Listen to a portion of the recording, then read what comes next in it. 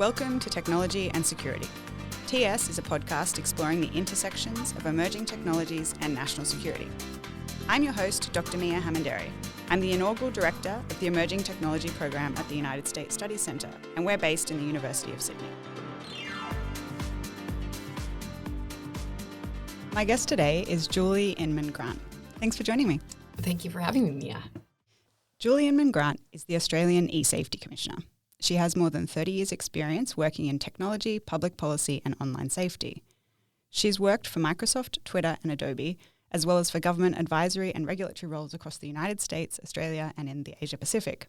She is an incredibly influential voice in technology, regulation and governance in Australia as well as globally, and her career has been bookended by government service in the US and in Australia. We're coming to you today from the lands of the Gadigal people. We pay our respects to elders past, present and emerging, here and wherever you're listening. We acknowledge their continuing connection to land, sea and community and extend that respect to all Aboriginal and Torres Strait Islander peoples. Julie, the eSafety has a huge mandate. Can you briefly take us through the scope of your organisation and its work? Right. Well, nobody's handed me a card saying you need to regulate the entire internet for a range of harms. But that's effectively what we're up against. And it's not just the technology companies and the search engines and the app stores. We're also trying to regulate human behavior to a certain degree, and the fact that people are weaponizing platforms to deliberately cause harm to others. So that's a pretty big mandate, no matter how you scope it or scale it. And I don't think any agency can be proactively moderating the internet, and that's not how we were set up or what we're meant to do. We're here to serve as a safety net for Australians, particularly with our regulatory schemes, when things fall through the cracks, which they inevitably do, because even with humans in the loop, content moderation algorithms are very imperfect. You've just highlighted one of those, content moderation, but 2023 is shaping up to be huge in new technology development as well as the tech policy space. What are you watching most closely? Right. Well, obviously, generative AI has come on the scene very, very rapidly. And I think what concerns me about that is we've been talking about bias and algorithms for quite a long time, and in AI and in large language models. But I don't think we were really prepared with how quickly the democratization of this technology would be. And it feels like we're not learning the lessons from Web 1.0 and Web 2.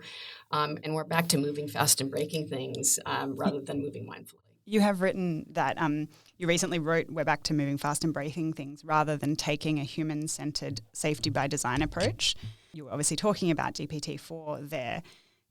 I guess a follow-on from that is, how would you like to see digital guardrails embedded before AI tools like this are released? Right. Well, I don't think we're ever going to be able to anticipate every single risk and harm that there is. One thing I've learned over my 30 years is that human beings have ingenuity, and they'll be able to find creative ways to misuse technology. But it is up to the companies that are developing, designing, and deploying this technology to erect the digital guardrails, to assess some of the potential risks, and to try and engineer out misuse. But instead, you are seeing this race to be out there first. And, things we've already seen go off the rails. It's pulled back and they're put in retrospectively. And this is the whole principle of safety by design, is embedding safety protections at the front end as a forethought rather than an afterthought when things do go wrong. Yeah, thank you. That's a really good way of explaining it.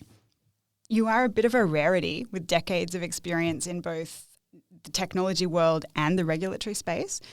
How does this affect your perspective or approach?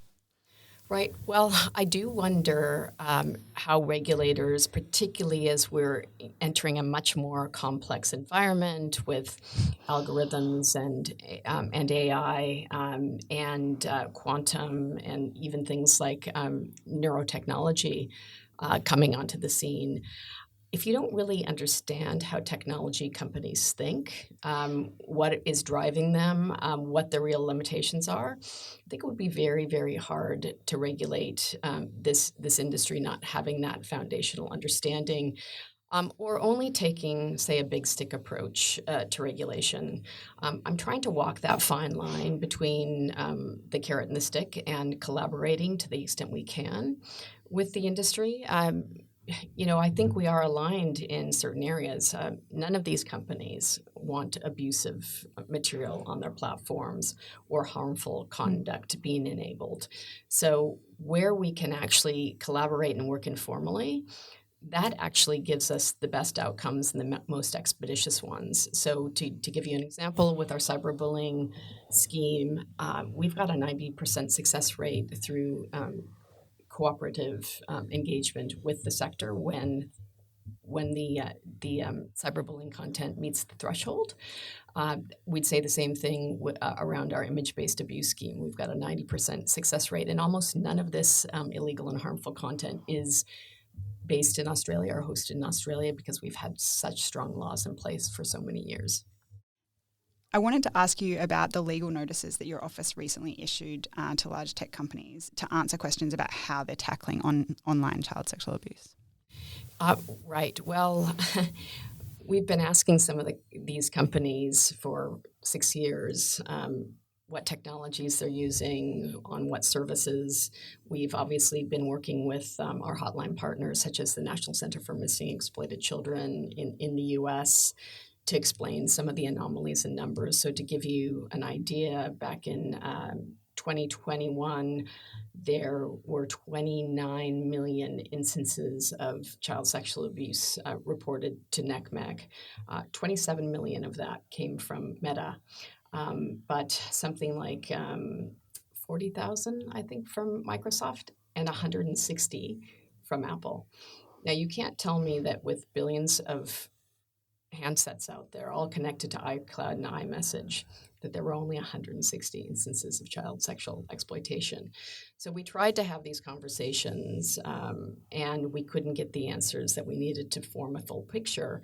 And so in working with the government to shape the Online Safety Act, we said we really need these tools to compel greater transparency. Because we really don't understand the scale and scope of what we're dealing with. And I think we got a lot of pushback through this initial process. It was very uncomfortable for the companies because nobody's been able to lift the hood and really shine the sunlight where it needs to be. But it showed a lot of interesting things. And it is embarrassing for some of them because they've been putting forward or signing up to voluntary principles to keep children safe online. And what this showed is they're not living up to those principles. It's one thing to have standards too, but to be able to enforce them or, to ensure compliance is another matter altogether. I want to talk about alliances. So normally we ask our intelligence and security leaders about nation-state alliances. But how do you see technology, digital infrastructure and the regulation of social harms impacting specifically the Australia and the United States alliance, but also more broadly? Right. Well, as someone who worked in Washington, D.C., kind of at the beginning of the tech policy movement, and having shaped Section 230 of the Communications Decency Act, it was a very different time. The companies that were around, Microsoft was there, Novell, AOL, Prodigy, CompuServe, very different environment. And we truly believed in industry at the time. If the internet was overregulated and overtaxed, it wouldn't reach its full potential.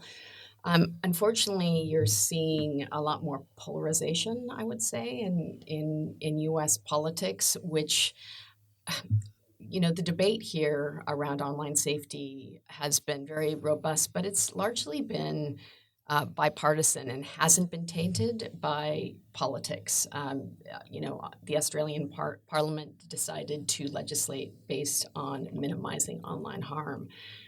But you've got, in the US, they're talking about conservative voices, about progressive voices. It makes it very difficult to actually arrive at a consensus on how or whether to regulate the internet. And of course, so many of these companies are American companies that have, generated tremendous innovation and growth of these industries. So I was just at the White House last week. I was at the Senate and talking to members of Congress last week.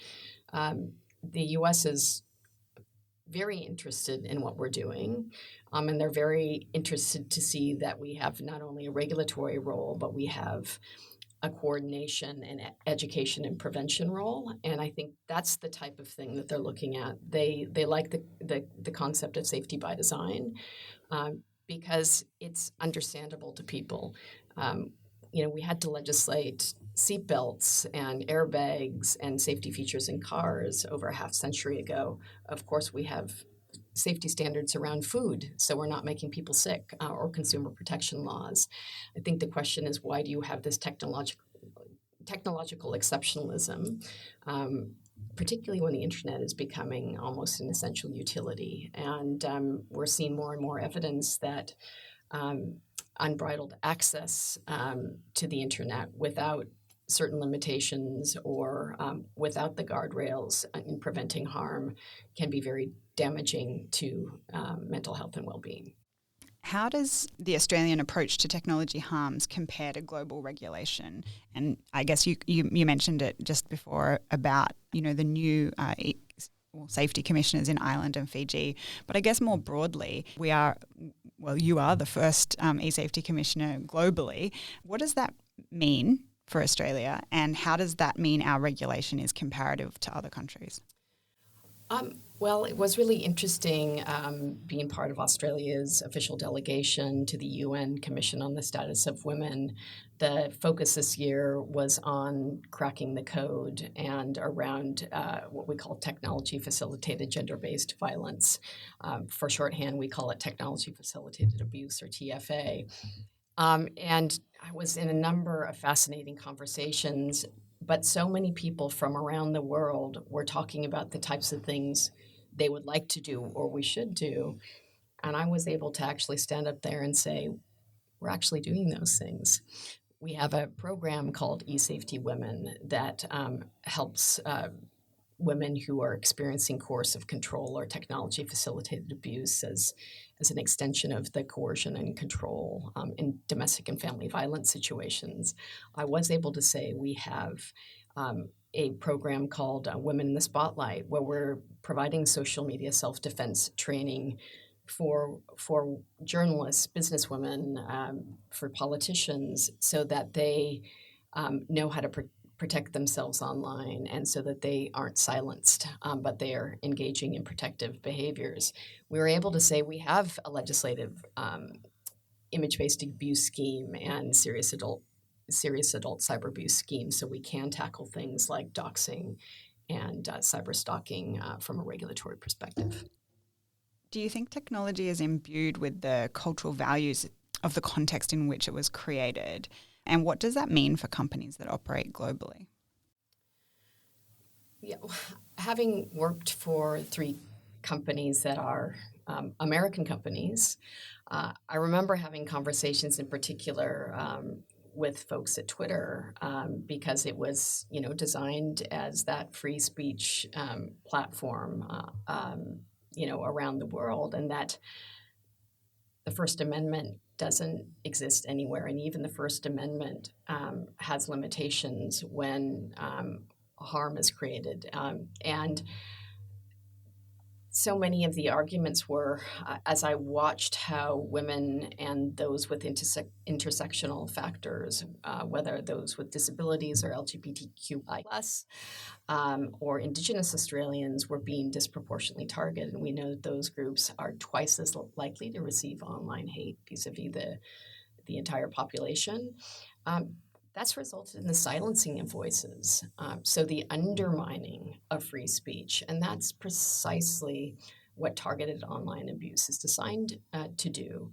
And we're seeing more and more cases of what is often referred to as gender disinformation, or persistent gendered trolling, where it's like death by a thousand cuts. There may be there may be a few elevated tweets or posts that are delivering direct threats of harm, but often it's about undermining a woman's credibility, her intelligence, focusing on her appearance, her supposed virtue or her fertility, not about the substance of what she's done or what she's said. So it manifests very differently against women than it does men. Do you think that varies from culture to culture? Well, we certainly do see in countries where there are autocracies or there isn't the same level of gender inequality, that the gendered online abuse can be much more vicious and have much more serious implications or repercussions for a woman in her everyday life. So you do see these online harms spilling into real world dangerous scenarios. Thank you. It's a topic really close to my heart, so interested to hear your thoughts. What do you see as Australia's tech strengths as a nation from a user and an innovation standpoint? Well, I'm sure everybody holds up Atlassian and Canva as two really important jewels in the Australian crown. But I do think the mindset in Australia is quite innovative. I mean, you see so many companies using Australia as a test bed because we're early adopters of technology. I guess you could sort of look at the differences between what created a Silicon Valley versus a Silicon Beach, but I think we're definitely punching above our weight on the world stage when it comes to technology. We have a world-leading eSafety office, and I asked you a little bit before about a responsible AI network, and I had a question in here about building out a responsible tech community ecosystem, and I'd be interested in your thoughts, and I know that you're interested in moving beyond networks and actually moving to action too, not just that. But it feels in many ways like that community engagement and driving from the community needs to start first. So how would you see that Australia can kind of continue to engage in responsible tech? Well, I'd like to see organizations like the Technology Council of Australia really embracing initiatives like Safety by Design. Where there are a set of principles that we agreed to with technology companies and risk assessments. I wish VCs and investment companies, when they're funding new startups, would use due diligence clauses and checklists that you can get these early stage companies thinking about how their technology might be misused. I've got to give credit to the Australian banks.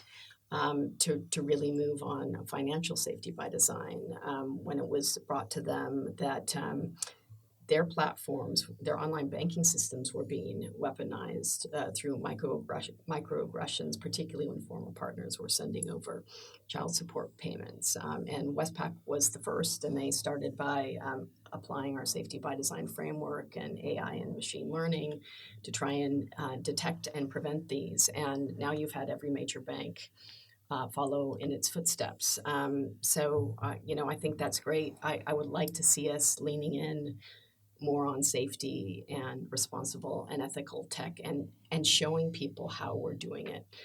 Principled frameworks are great, but they're only effective if they're implemented. Yeah, absolutely. And you hit on something there that I think is really important. It's a bit tangential, but you talked about banks. And I feel like so often when we talk about digital or tech, we're talking about tech companies, but actually so much of our data and so much of the digital infrastructure is provided by a range of industry that don't fall into this traditional tech. Most companies now need huge tech departments and they need innovation. So I think it's a really important point, and I guess must be a challenge for the eSafety office to get across online harms that maybe come from outside of traditional tech spaces. Yeah, no, I think that's right. And some might even argue that the banks are sort of moving online and may they actually already are competing to a certain degree with some of these online payment systems, whether you're talking Apple Pay or Google Pay, or I think Libra was a failed experiment. But I think you get the picture. We're going to see more convergence. And I also think we're going to see much more invasive forms of technology. I mean, we've already seen that with things like drones flying over safe houses, or the fact that surveillance devices are so small as to be imperceptible. So in some technology-facilitated abuse situations, there may be surveillance devices under shoes, in prams, in teddy bears, or gifted to a child through spyware on a phone. I was just freaked out by a talk I heard on brain transparency. Obviously, there are some tremendous sort of gains we could get with neurotechnology. And I gave the scenario of, a truck driver driving and starting to fall asleep at the wheel. Something that can, wake him up when that happens could help minimize, tragic car and truck accidents. But when you start, if employers start using it to monitor productivity or efficiency, what the brain should be the last bastion of invasive technology, but companies are starting to use these technologies now. And so I think we need to get ahead of what this actually means for us as humans. Thank you. I have a question in there about what excites and terrifies you about technology, and you've kind of answered both in one question. Well, I think the other thing to be mindful of, and this goes back to safety by design, I remember doing our first Tech Trends and Challenges brief around deepfakes. We couldn't get any of the mainstream media to pick up the story on what deepfakes and what they might mean or how it might be misused. Now you don't pick up an IT reg without seeing something about deepfakes. But we know that deepfake detection technologies are way behind the democratization of the technologies. And we've just seen this with GPT-4. I was just listening to Nicholas Thompson of The Atlantic talking about how they were starting to red team after things went off the rails. But why weren't they red teaming beforehand? Before it was unleashed to the public? And so you can't always let that genie out of the bottle once you're there. And we just really need to put more of a focus on technology companies being responsible and assessing and mitigating the risk that they can at the design, deployment, and development process. We're about to move to a segment, but I wanted to get one last question in. There's a debate in Australia about data localization, and I wonder if you could share your thoughts on data localization and security. This is the challenge of regulating the internet. The internet is global, laws are local. So we need to find a way to ensure that that we're not undermining the efficiencies and the benefits that cloud computing provides. With questions around data localization, if you have data stored in every country, then that sort of invalidates, some of the model. So I don't have an answer for that. Of course, after the Patriot Act, you saw a lot more focus on that. Of course, any national government has a right to demand that kind of sovereignty. But over time, it might erode some of the benefits of distributed network. So I wanted to go to a segment we have called Emerging Tech for Emerging Leaders. You've held some leadership roles during big tech developments. Can you give insight into how you have led others to navigate major tech changes in your career? I was just thinking about 1999 and, being terrified at what was going to happen with the year 2000 and, trying to encourage people within Microsoft to really take it seriously. Of course, we didn't know if it was going to be a tech Armageddon or not. Nothing happened.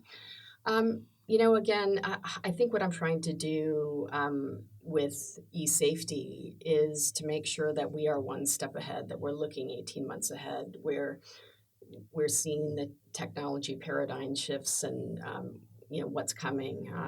Another example would be immersive technologies and what do full body haptic suits and hyper realistic headsets mean for online harm in the metaverse.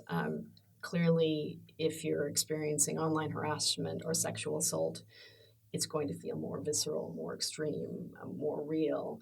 And part of my role is to keep needling the companies to say, safety by design now. I mean, how are you going to deal with these issues? Just having a blocking and muting button is not going to help you in the metaverse. This is going to be happening in private spaces in real time. So how are you going to mitigate those risks and harms? You said that you look at those technologies kind of, I think, 12 to 18 months out.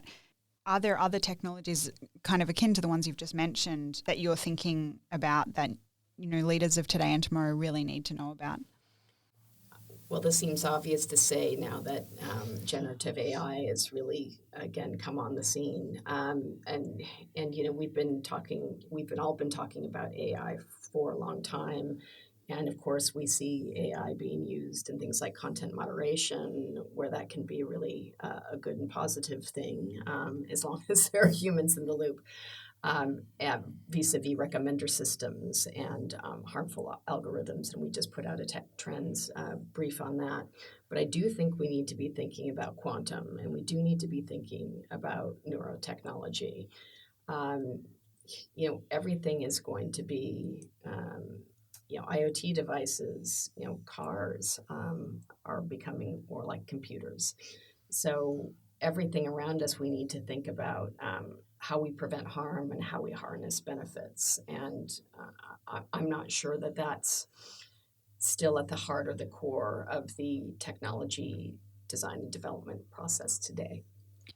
Thank you. What are some of the key transferable skills as someone that has worked in both technology and security or regulatory roles? Well, I think you have to have a degree of technical fluency, but also understand frameworks. I think you have to understand how human nature as well. So one of the things I've really tried to do with our investigative team, so we need to hire investigators that have significant technology skills and can do OSINT, and but also people who can be compassionate and can listen and can help, because people come to us in a great deal of distress, and delivering that compassionate citizen service is really important. Because there has been no other online harms regulator, we've had to really selectively hire people with a whole broad range of experiences and train them on the job.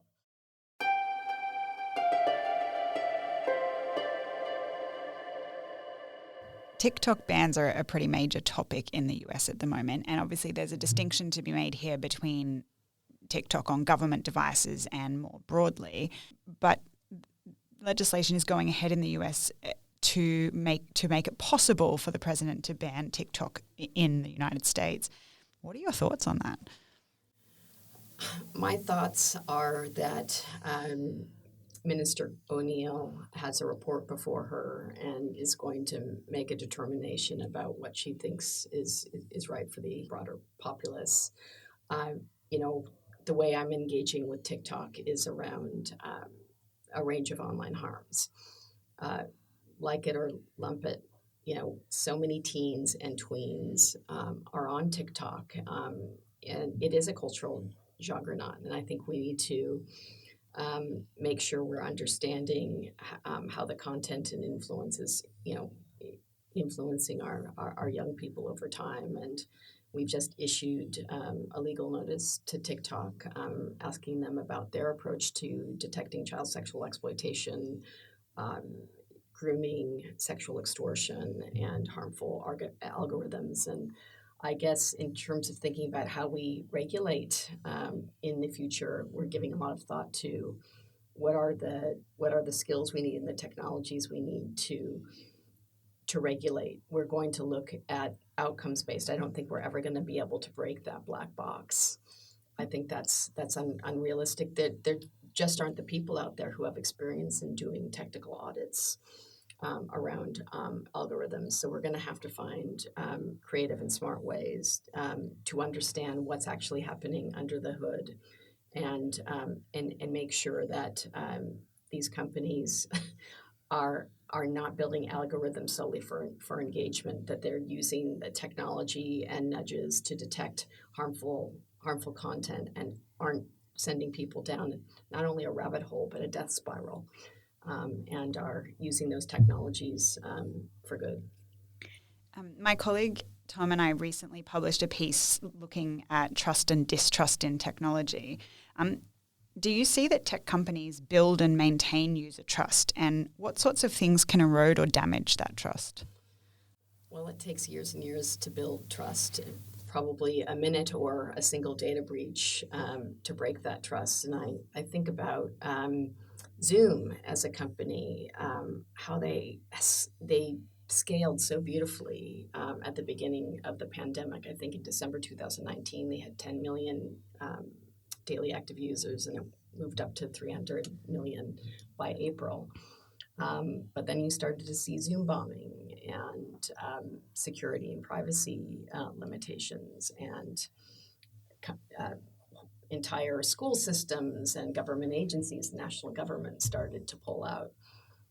And that actually gave Microsoft and Apple and others the opportunity to really gain traction in that space over time, because they had built that level of trust. So how do you actually measure that? I think the level of trust in technology companies writ large is probably lower than I've ever seen it. And, that's saying something, because I worked for Microsoft in Washington, D.C. during the midst of the antitrust trial. Whenever I told people where I worked, they'd say, I get the evil empire diatribe. I also worked for Twitter at a time when they really weren't doing the optimal work around safety, and ISIS was proliferating. So I've been working for companies at crisis moments, and I don't think I've ever seen, and we're seeing a sea change and really tectonic shifts happening from technology companies being really glorified to vilified in many ways, and governments are starting to act, and they're starting to regulate, but across the board, not just for online harms, but in the competition space, in the consumer space, privacy and security space, obviously with disinformation. So there are a lot of tricky issues that these companies need to navigate, but they need to do a better job in ensuring that their technologies are used as tools rather than weapons. The US and China appear to be in a race for AI dominance, and we're seeing tech decoupling in some areas between the US and China. What are some of the tensions from your perspective, and where might that leave users? I mean, you've seen, I just met Doreen Bogdan-Martin, who is the first female Secretary General of the ITU in its 158-year history.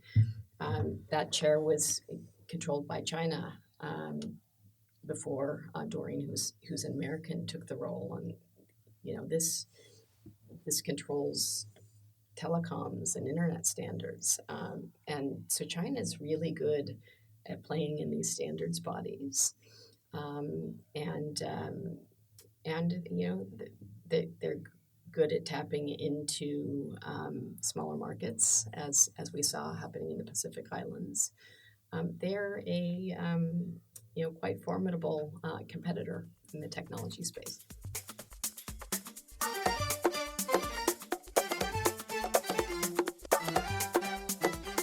Jump to a segment here. It's called Eyes and Ears.